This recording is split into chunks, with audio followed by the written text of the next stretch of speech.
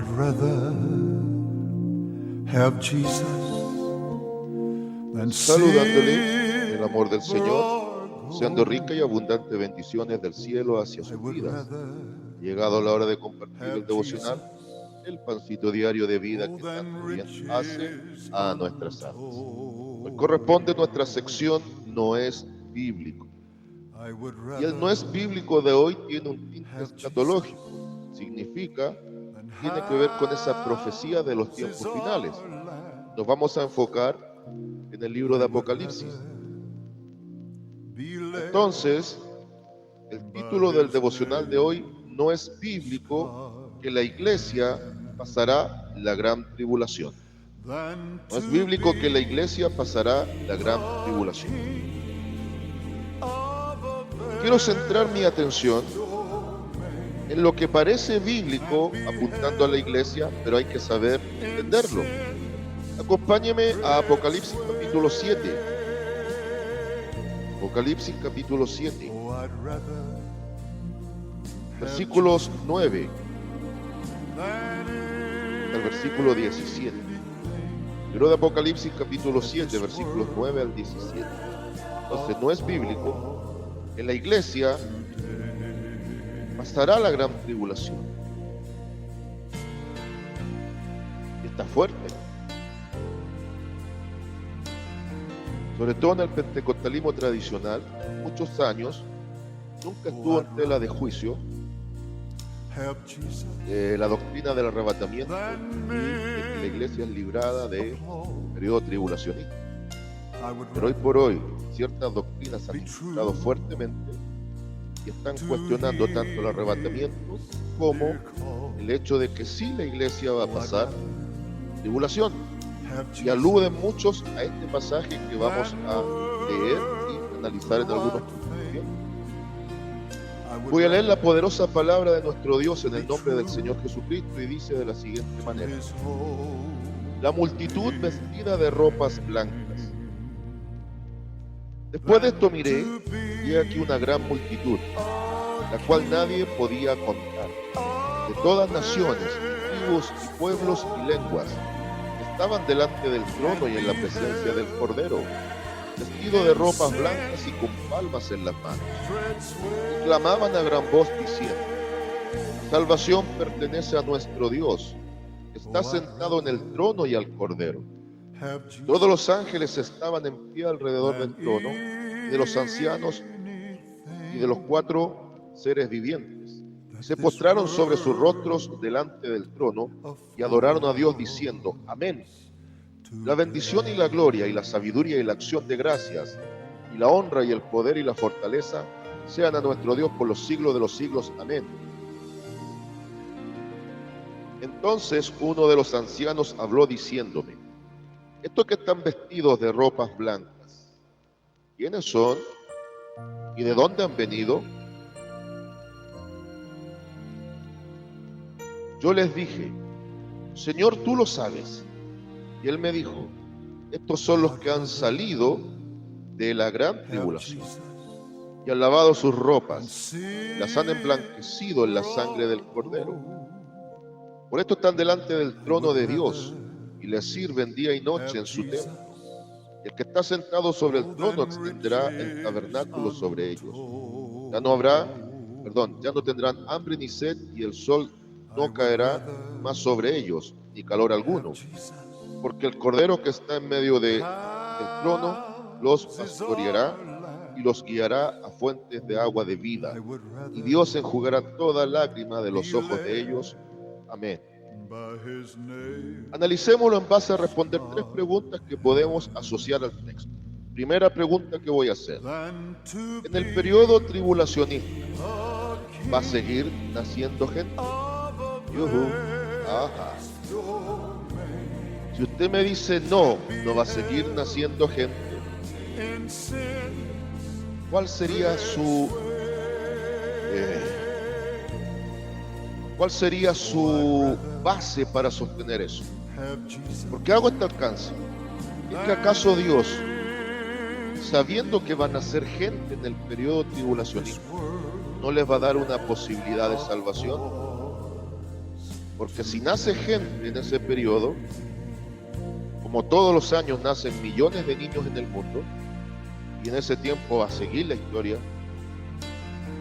si Dios no extendiese una posibilidad de salvación a todo ser humano que nace aquí en la tierra, créame que Dios se mete en graves problemas. Sería una contradicción teológica en el corazón del propio Dios, porque hay cientos de argumentos en el Antiguo y el Nuevo Testamento que Dios no hace acepción de personas. Por lo tanto, si van a seguir naciendo personas, gente de todo el mundo, aunque la Biblia dice que después del periodo de 7 años, aproximadamente la tercera parte del mundo que quede, o que viva el proceso, solo ese porcentaje va a quedar. Al presente, año 2024, hay un estimado de 8 billones de personas en el mundo, es decir, aproximadamente 8.000 millones de personas. Hagamos un redondeo completo. Y para el tiempo tribulacionista haya 9.000 millones de personas, 9 billones de personas. La tercera parte que quedaría viva después del periodo serían 3.000 millones. Pero hay un tema que no podemos pasar por alto. Si el arrebatamiento es previo a este tiempo terrible que viene, ¿qué porcentaje de esos 9.000 millones, es una idea, va a ser arrebatada? Ese porcentaje solo Dios lo conoce. Entonces, obvio que va a seguir naciendo gente en ese periodo, aunque quede una tercera parte al final de ese periodo en la plena segunda venida de Cristo para entrar al tiempo del milenio. Pero la idea de que nazca gente en ese tiempo forzosamente condiciona, dado las promesas de Dios y el carácter que refleja la Biblia, que Dios va a ser extensivo por un tiempo, quizás no los 7 años, pero por un tiempo razonable, la posibilidad de salvación en el tiempo de la gracia, o sea, en el tiempo tribulacionista. Lo que nos lleva a la segunda pregunta: ¿es que acaso el tiempo de la gracia se acaba con el arrebatamiento de la iglesia? Y aquí hay algunos que sí creen que se acaba con el tiempo de la iglesia. Entonces, se acabará el tiempo tribulacionista en el tiempo de la iglesia, se acabará el tiempo de la gracia en el tiempo de la iglesia, significaría que obligatoriamente Dios tendría que tener a la iglesia en el tiempo tribulacionista para que todavía exista posibilidad de salvación, lo cual sostendría aparentemente que tienen la razón los que dicen que la iglesia va a tener que estar sí o sí en este periodo para que haya una posibilidad de salvación, los que consideran que la gracia se va con la iglesia. La pregunta es, la otra pregunta que surge: ¿y qué pasa con los 144.000 sellados de este mismo pasaje bíblico? Estamos en Apocalipsis 7 del 1 al 8. Estos 144.000 sellados son 144.000 judíos. Hay algunos que dicen que son solo números simbólicos. Mire, aquí dejémonos de chistecitos. El Apocalipsis tiene un lenguaje espiritual, un lenguaje simbólico, un lenguaje futurista, un lenguaje histórico. Estamos claros en eso, pero hay que saber discernir los lenguajes. Esta multitud vestida de ropas blancas son la gente de todo el mundo, sin importar su nacionalidad. Pero estos 144.000 son 12.000 representativos de cada una de las 12 tribus de Israel. Por lo tanto, son 144.000 judíos de tomo y lomo que van a ser levantados por Dios, tipo el apóstol Pablo, los misioneros del tiempo final, para que terminen de llevar el evangelio de salvación. Y algunos dicen: ven, ahora este grupo de gente que sale de la tribulación en la iglesia, pero no alcanzan a discernir, por favor, que este grupo de gentes que van a salir del proceso, muchos con muerte y un montón de cosas, porque también hay que entender que muchos van a morir en este tiempo, son el resultado de la predicación de los 144.000 sellados. Entonces definamos algo: la iglesia es aparentemente esta multitud vestida de ropas blancas. Dicen que es la iglesia, entendamos, Significaría que la iglesia se convirtió en ese tiempo a través del testimonio y la predicación de los 144.000 judíos. Es un error grave, porque la iglesia es el grupo de los salvados por la sangre del Cordero. Y el sustento nuestro es que Cristo murió y resucitó. Esa es la base, pilar y fundamental de fe del cristianismo, la resurrección de Cristo. Y la iglesia no va a surgir como iglesia en el periodo tribulacionista. La iglesia surgió como iglesia, como cuerpo de Cristo en el aposento alto, en el tiempo del Pentecostés, en ese día bendito que registra el libro de los Hechos en el capítulo 2. Entonces decidamos, ¿quién es la multitud vestida de ropas blancas? ¿La iglesia? ¿O es gente que fue salvada en el tiempo de la tribulación porque es extensivo el tiempo de la gracia más allá del tiempo de la iglesia y fueron alcanzados por el mensaje de los 144.000 judíos y no por el mensaje de la iglesia? ¿Me está entendiendo? Sería tan patético decir que los 144.000 simbolizan la iglesia y que al mismo tiempo después aparece la idea de una iglesia victoriosa en el tiempo tribulacionista en este grupo de individuos que no son judíos por sangre. Esto está tan sencillo de entender. La gran multitud vestida de ropas blancas son gentiles, nacidos y vivos en el tiempo tribulacionista que no alcanzaron algunos de ellos a recibir el mensaje del evangelio con las buenas. Digamos que el tiempo de la gracia de la iglesia es el evangelio con las buenas.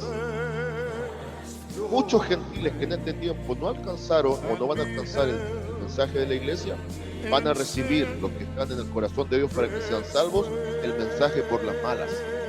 Pero ahora ya no por medio de la iglesia, sino por 144.000 judíos escogidos de parte de Dios para llevar el mensaje final del evangelio. E incluso si usted pone atención, ya en Apocalipsis 10 se presenta la idea que en ese tiempo tan particular hasta ángeles de Dios van a llevar el mensaje del evangelio. Otra pregunta: ¿Dios usa ángeles en este tiempo para predicar? Estoy hablando no de un concepto simbólico, no como ángel, como mensajero humano.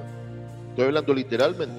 ¿Usa seres espirituales, santos, llamados ángeles, para predicar al mundo?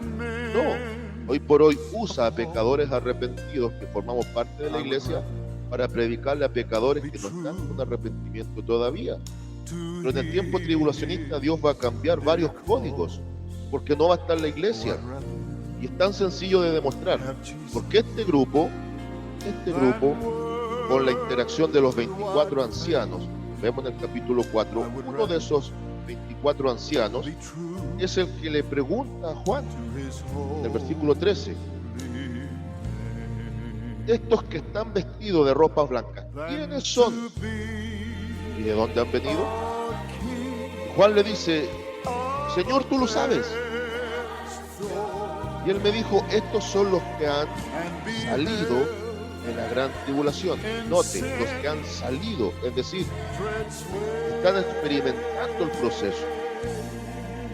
Y algunos dicen, ve, la iglesia arrebatada a la mitad del proceso. No, se refiere a los que van a salir dentro del proceso y después del proceso, los que van a vivir este tiempo. Y han lavado sus ropas y las han emblanquecido en la sangre del Cordero. El tema es que hay que entender a fondo que el fundamento del Evangelio siempre es Cristo, su sacrificio y su resurrección, tanto para el tiempo de la iglesia como para el tiempo tribulacionista. Lo único que pasa es que ahora la iglesia es el medio, es el conducto y es el templo que Dios tiene. Pero una vez levantado y quitado este templo, viene el segundo templo, hablando en términos espirituales, que va a ser Israel nuevamente.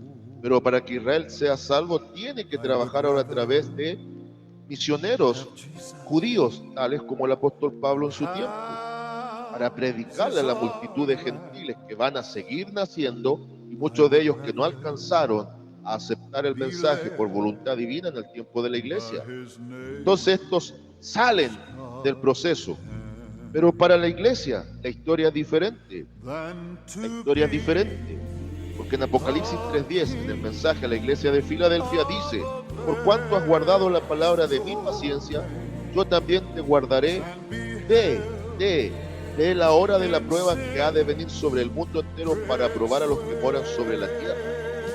No dice te voy a guardar en el proceso. Tampoco dice te voy a guardar para después del proceso. Dice te voy a guardar que involucra que no se va a vivir el proceso. Diferente decir te guardo del proceso a decir te guardo en el proceso y te salvo después del proceso. Entonces, queda claramente establecido a partir de lo mismo que presenta la Biblia aquí, que Dios va a usar un método diferente en el tiempo tribulacionista para salvar, porque Dios va a dar posibilidad de salvación en un tiempo terrible, porque va a seguir naciendo gente como descendiente de Adán.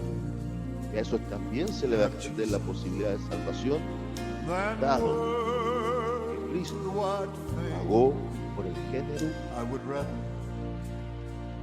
Finalmente, no hay que olvidarse, incluso después de este tiempo y después de la segunda venida de Cristo, aún queda un tiempo de 1000 años. Algunos dicen es simbólico. No existe un 1000 años literal, simbólico. Pero yo digo que es literal. ¿Sabe por qué? Porque muchos que sí están de acuerdo que la tribulación van a ser 7 años literales, muchas veces son los mismos que niegan que va a haber un milenio literal. ¿Por qué podríamos dudar? Si la historia previo al diluvio fue casi de 1000 años, ¿con cuántos años murió Matusalén? 969 años, casi 1000 años. ¿Le costará a Dios restaurar el tiempo como antes del diluvio? Piense solamente en eso. Saludo de paz, amor y bendición. Dé de longa vida a cada uno de ustedes.